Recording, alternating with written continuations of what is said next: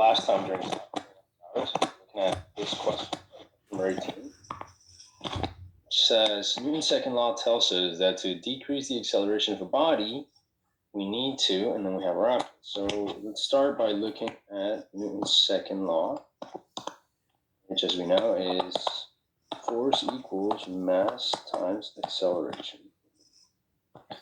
And then we have to keep in mind that the question asks us to decrease the acceleration, so that's what we're going to try and achieve with all these options. So let's look at option number one, or I'm sorry, letter A.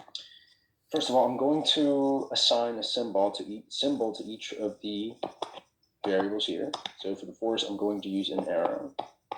For the mass, I'm going to use a little ball to represent the mass. And acceleration, I'm going to keep as A. So if we look at letter A, it says increase the force. We can do that. We can represent that with a larger arrow as we do in our free body diagrams. As you can see, for A, the arrow is much larger than the given formula. So you can deduce that the force is greater. The mass tells us to decrease the mass. So I'm going to represent that with a smaller mass here compared to the given one here in the formula. And remember that our end result is to have a smaller acceleration. Well, if we look at this option A, imagine applying a greater force to a smaller object, a really big force to a small object. We can deduce that the acceleration is actually going to be larger. So can't be it. Let's look at option B. B says to decrease the force, so compared to our given formula right here, I'm going to decrease the force by drawing a smaller arrow and increase the inertia. So I'm going to show that with a much larger mass than the one in the given formula. Now, as you can imagine, once again, we can visualize a very small force applied to a very large object, our acceleration will decrease. And so compared to this first one here in the formula, we can see that the acceleration is much smaller. So that sounds like it's it. Let's look at C. Oh. C says to increase the force and increase the inertia.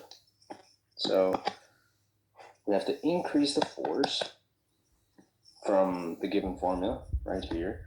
So once again, I'm going to draw a large arrow and increase the inertia. So I have to, once again, increase the mass. Well, in this scenario, both the force and the mass have increased, so we just can't tell what the acceleration will do compared to the given formula unless we have some variables. So from here, I'm just going to say that the acceleration is proportional to the force and the mass. So that can't be it. We just don't know for sure. And then let's look at D. D says to decrease the force and decrease the inertia. So it's very similar to scenario C, but instead of increasing the force and the inertia, we're decreasing it. So both our force and mass variables will decrease, which once again results in a proportional ratio giving us the same acceleration roughly as the one in the given formula. As you can see, the only available option, the only true option here is B. Another way to do this, to validate what I just told you, is by using numbers. So we have the same formula, F equals ma, which is force equals mass times acceleration. We can assign numeric values to each one of these variables. So I'm going to assign a 10 to the force, and this is just random, 5 to the mass, and a 2 to the acceleration. So as you can see, 5 times 2 does equal 10.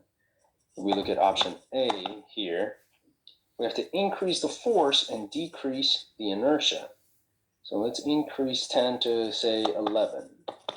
That's the first number that comes to mind that's greater than 10. Right here, we have the equal sign, and we have to decrease the inertia. means that it has to be a number. Right here, we have to have a number less than 5. I'm going to go with 4.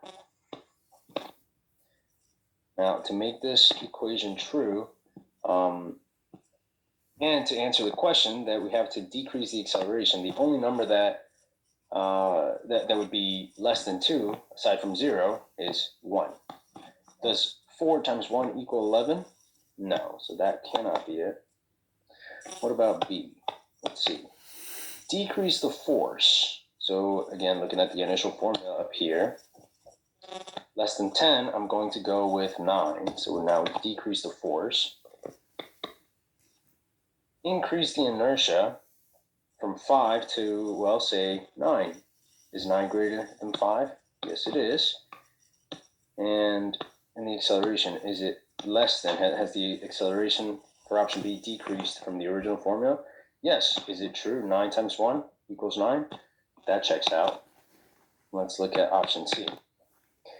Increase the force and increase the inertia. So I'm going to stick to my numbers and go with 11, which is greater than 10, and 6, which is greater than 5. Again, since we want to decrease the acceleration, I have to go with a 1 or a 0 here. Do either a 1 or a 0 make this equation true? No, it doesn't. Let's look at D. Decrease the force, I'm going to stick with the 9. Decrease the inertia, I'm going to stick with the 4. Again, we can add a 1 or a 0 since those are both less than the given acceleration of 2. And does that check out? 4 times 1 equals 9? No. And again, you can try this with different numbers, whatever number that you want to try with, to make sure that your answer checks out. So either of these two methods would be my suggestion for you for the exam. I hope this helps.